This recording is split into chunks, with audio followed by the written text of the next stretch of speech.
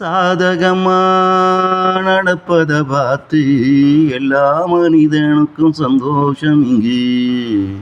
தனக்கு சாதகமா நடப்பத பார்த்து எல்லா மனிதனுக்கும் சந்தோஷம் இங்கு.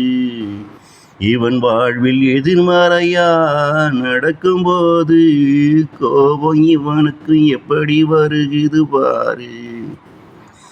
இவன் வாழ்வில் எதிர்மறையா நடக்கும்போது இவனுக்கும் கோபம் எப்படி வருகிறது பாரு. இது தாண்டா மனிதனின் வாழ்க்கை, இங்கு இது தாண்டா மனிதனின் வாழ்க்கை.